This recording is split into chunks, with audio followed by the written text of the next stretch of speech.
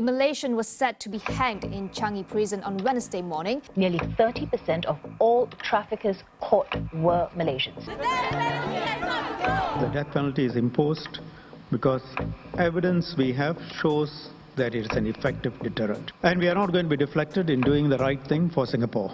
Drugs can ruin the lives of addicts and their families. In order to deter people from moving drugs into and within Singapore, tough punishments await those who traffic beyond a certain threshold.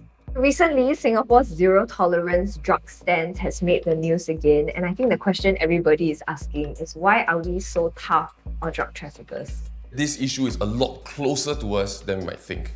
Like, we have this theory that we are just that one friend, that one recommender away from being drug abusers ourselves. Yes, because I was actually just talking to John about the story of how he first started smoking. Which, for the record, I stopped already. Just to make it clear. Just to be clear. And it was because a friend offered it to you, right? Correct. I feel like despite cigarettes being so heavily taxed and it's almost difficult to smoke now, you must go and find a yellow box, there are still people that's picking up smoking every day. Which backs our theory, right? Links back to if harder drugs were available and accessible around you, would you also just be that one recommendation away from being a drug abuser?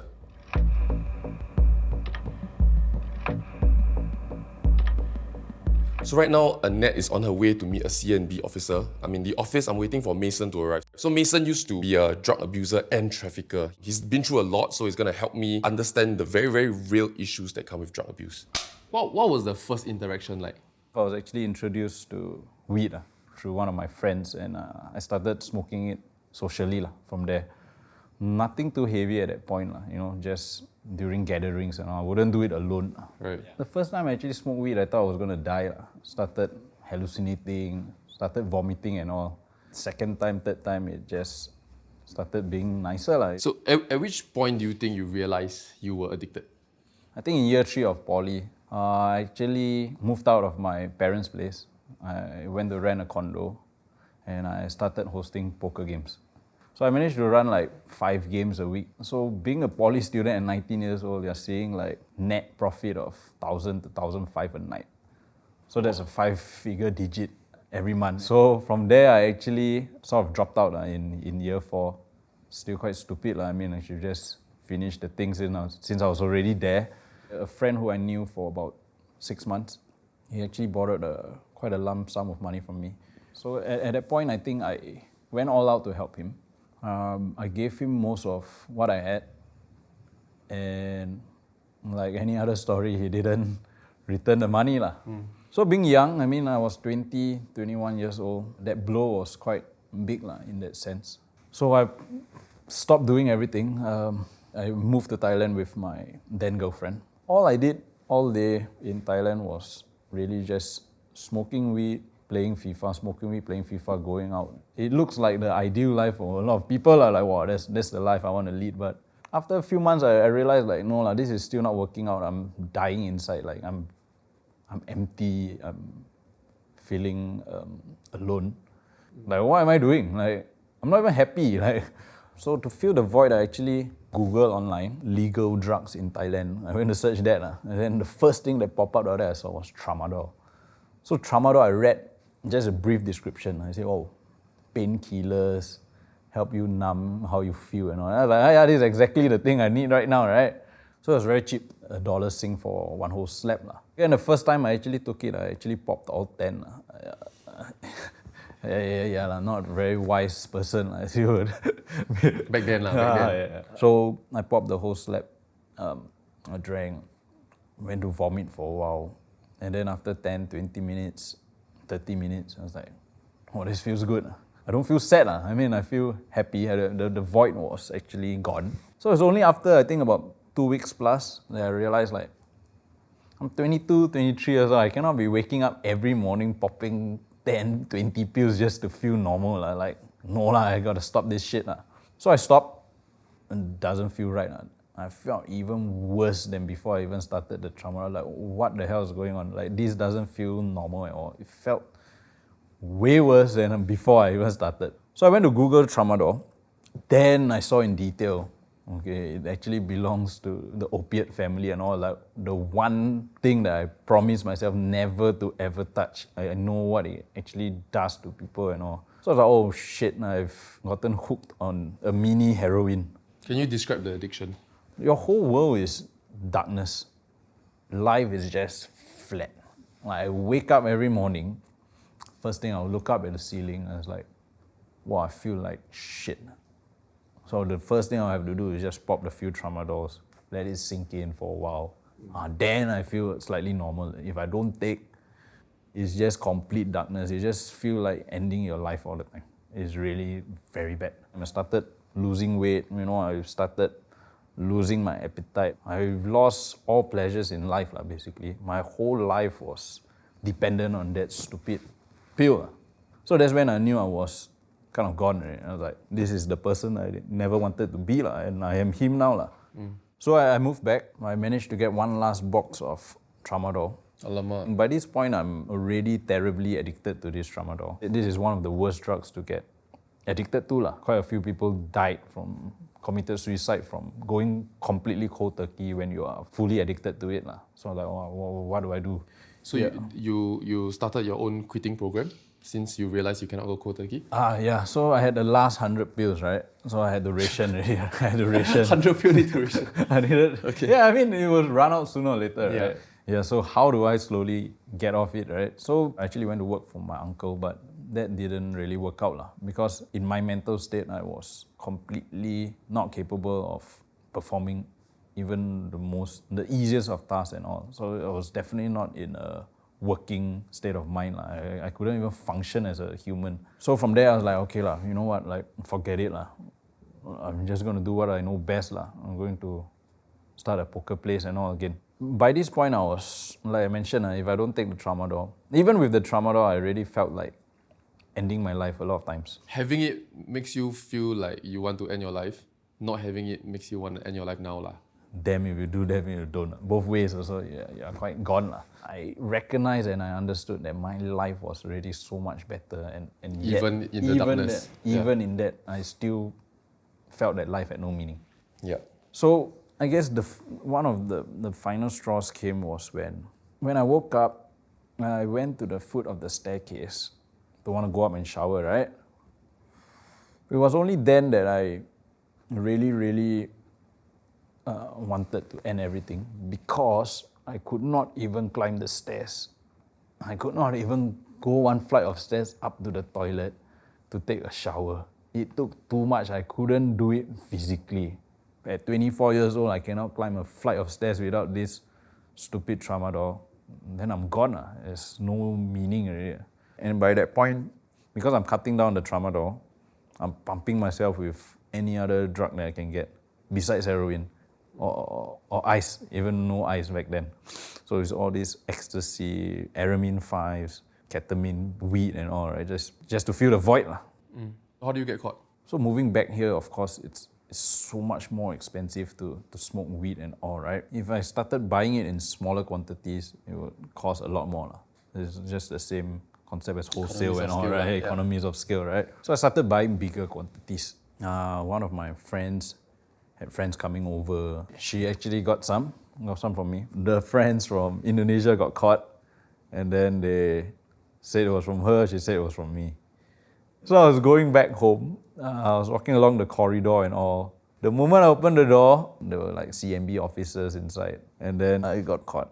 So a couple of days before I actually got caught, not a couple, actually for a few months, few weeks already, I had been praying. I had been praying like, please, God, just help me stop this tramadol addiction. So I think he answered by going through this experience, because right after this incident, the tramadol addiction completely stopped. I mean, of course, like I mentioned, cannot compare with other people who go through their own versions of depression or because they have it worse. But everybody fights their own battles in that sense. And essentially, I think I almost lost my own battle. It was even worse after I got caught, I guess. It just felt like every time it's just being hammered even lower. When I thought this is the worst, it went lower. Not to say that it's not self-caused, not self-inflicted, but It's your fault, but it still it's sucks. my fault, but it still sucks. And the mental state was really completely haywire. On one hand, I really feel like it's so meaningless. I don't even want to live. And yet, on the other hand, I cannot do this to my family. I cannot do this especially to my mum. Not when I've already put them through so much stuff. I was pushing everybody away. My dad, my brother, whatever I was doing, all the actions I did, the words I said were all horrible. I think I was trying to justify, like I wanted to push them away so that they would give up on me. So I won't feel so bad when I went to do what I wanted to do. So I think the final straw was always my mum. She, in that sense, never gave up. So it was only once that I think she was talking to me and all, and I was being super, super nasty, and then out of the blue just came one slap, like, pow. So I fell to the couch, right?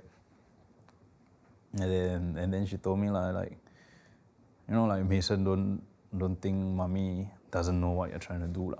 You're trying to make me give up on you so you can go and do whatever it is you want to do. But she told me, but she said, mommy will never ever give up on you. So I don't know the battle you're fighting inside. I know you're feeling sad and all. But please try and hold on just for me. Wow. Yeah, I think that really saved my life.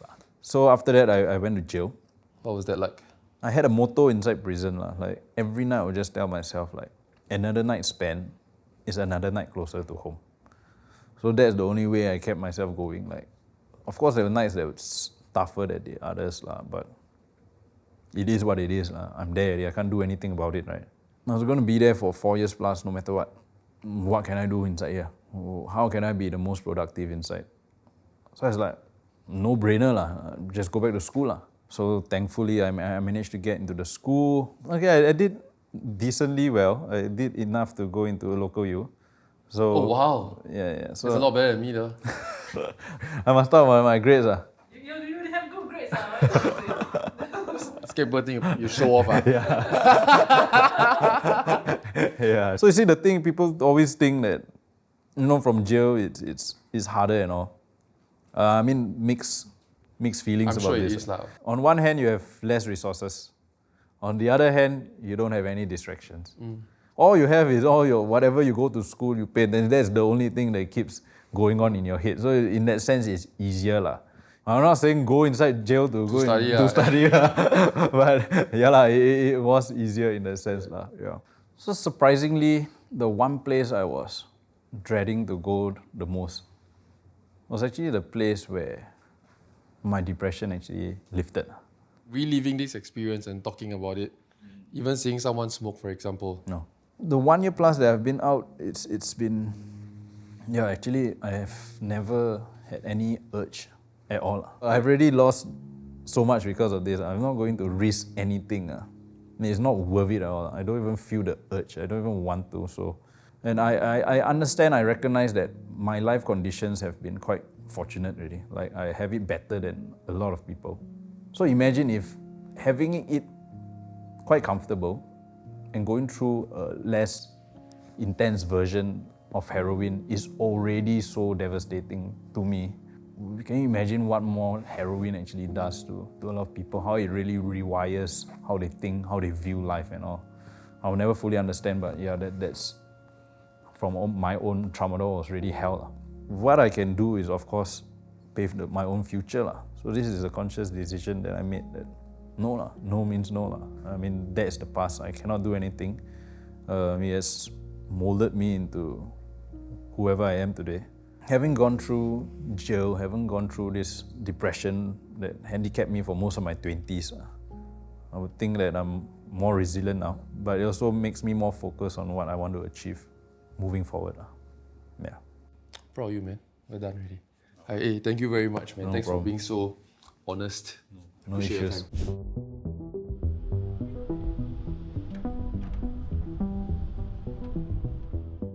Hi, are you Officer Z?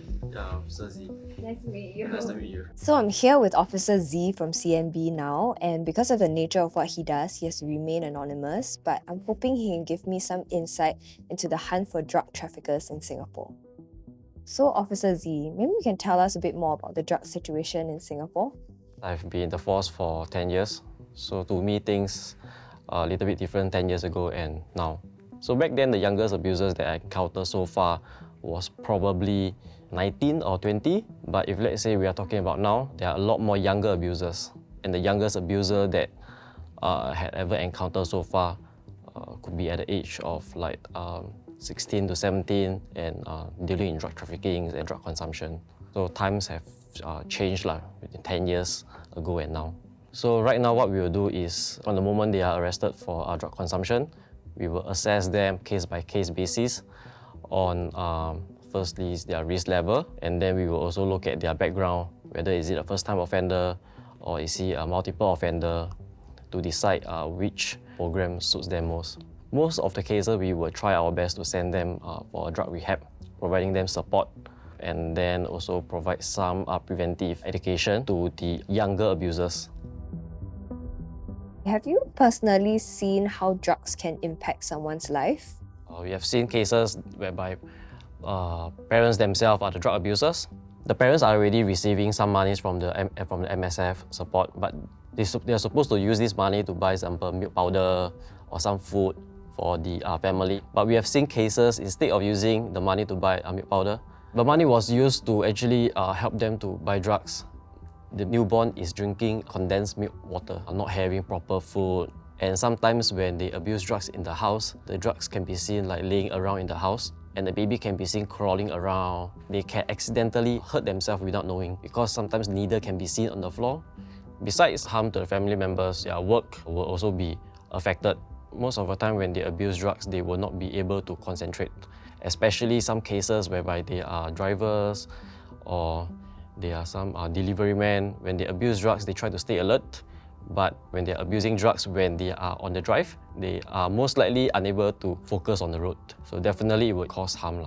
The drug supervision program is a program that all the inmates that have gone through the consumption, they must go through this urine supervision order. They will report to the enforcement department for a regular urine test, whether is it once a week or once a month or twice a week. So we will monitor them over a period of 5 years. In the past, it was 2 years, but right now we are moving towards preventive education. It is not so much of putting them away for a long period of time by keeping them in the prison. It is about sending them to DRC and trying to help them in the future to make sure that they stay away from drugs. We have also received positive feedback from the supervisors themselves that they are glad that even though the urine supervision is 2 years or 5 years, at least it has helped them to make sure they stay away from drugs, at least during this period of time. So when it comes to drug trafficking, has there been any evidence of the effectiveness of the death penalty in Singapore? I would say yes, based on my experience so far, because we have talked to many inmates, many accused persons. Definitely having the death penalty as a punishment deter them from committing such offence, because they will start to think twice whether or not to have such a large amount of drugs in their possession or for the purpose of trafficking. I do think a lot of us are lucky to not have to experience the negative impact of having someone in the family who's an addict or witness lives destroyed as a result of drugs being readily available in Singapore. How's the interview? Like movie, right? His life. I think that it was interesting to me that he was making a lot of decisions that seemingly very, very harmless. Like he just want to be happier. He want to make money. He just want to cut and buy something together. But the fact that he had so many vice-like options in his circle of friends can lead him down a very, very weird path. Yeah. Yo, how was it? It was very eye-opening. You know, people always say the death penalty is very harsh, like it's too much, right? But then because it actually isn't just affecting the drug users itself, right? It really affects families and the amount of damage that it causes to the country as a whole, like society as a whole. And I also get why it's very easy to empathize with them when they receive the capital punishment, like for drug traffickers. Because you feel like, oh my god, the state is taking away someone's life. But what I learned during my interview is that how potentially terrible your life can become. With every successful traffic, we are spawning a new wave of someone that could be potentially addicted to hard drugs or a future trafficker. So actually, you know, Singapore has already a very low drug trafficking population. But as of 2021, 62% of convicted prisoners actually had drug offences as their main offence. Right. And that's not even counting the people who are in rehab, like Yeah. drug rehab centres. So there's a lot of people still abusing drugs and trafficking drugs, even despite the penalty. So then I guess the conclusion with whether the death penalty is warranted is that Singapore needs to answer, should society pay for the price of drug traffickers when they are doing it for their own personal profit?